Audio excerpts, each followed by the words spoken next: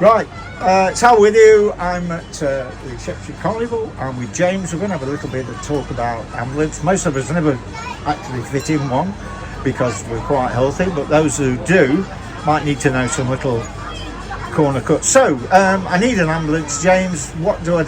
Do I ring 999 or what? So it purely depends what you're sort of feeling. If it's you've got sudden chest pains, 100% call 999. Yeah. If it's something where you're a bit, I'm not actually too sure about this, you are welcome to call 111. Yeah. You'll get put through to a call centre. They'll triage you and decide from there. And if you do need an ambulance, they will pass it through to 999 for you. Yeah. So you'll still get an ambulance even if you call 111. So if you're not too sure, it's safe to call anyway. But yeah. Where they can't get an ambulance, they'll get a first responder, is that right? Yes, so myself and a lot of the other people here in blue, we are not actually paid by the ambulance service, we're all volunteers. Yeah. So we respond, there's a car just out there, that's what we respond in. And typically we get sent to the same sort of jobs as ambulances. Yeah.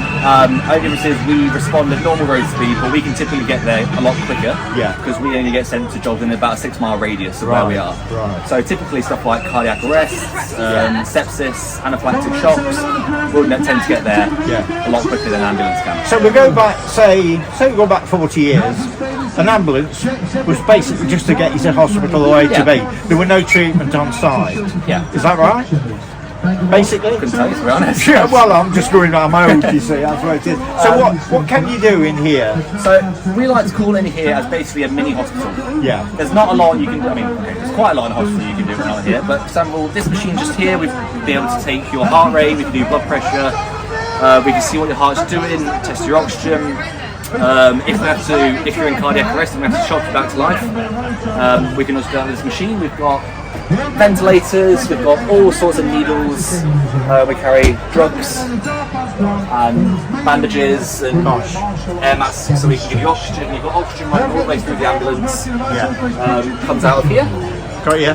And we can do loads in ambulance to try and help someone either en route to hospital.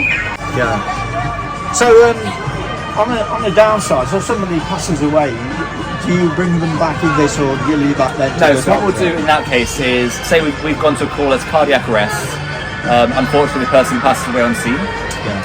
What we'll do then is we'll call a coroner's and they'll send out a private ambulance, so you might have seen like black vans around that say private ambulance on it. So that they'll be sent out to collect the body and they'll go back to morgue, whether it's at the coroner's or hospital, wherever it needs to go. So what was the calling to this job for you? So you're at school, my fiance out there in the green actually works at the ambulance service, and she got me into it. Did she? Yeah, because I didn't realise community first response was a thing. Right. And she pitched the idea to me, and I said, you know what, that sounds fun. I'd maybe like to join the ambulance service eventually. Yeah. Like me myself, I'm a bus driver at the minute. Right. With Kinch Bus in Loughborough. I love doing this in my free time. So I feel like it's a way I can give back to my community, and that's it. You're there to help. It makes you. Gives you a sense of accomplishment and whatnot. Yeah. So you say you're the driver at present? No. So as first responders, we can't drive these ambulances. Unfortunately, no. We are just limited to the cars that are just out there. Yeah. We can travel in the ambulance to help the crew out, but we can't actually drive.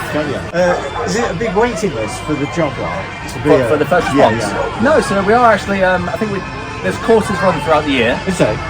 All it is, for example, so we've got what's known as level 2 first responders and level 3 first responders. Right. So I'm only level 2, I'm still fairly new to this, I started in January.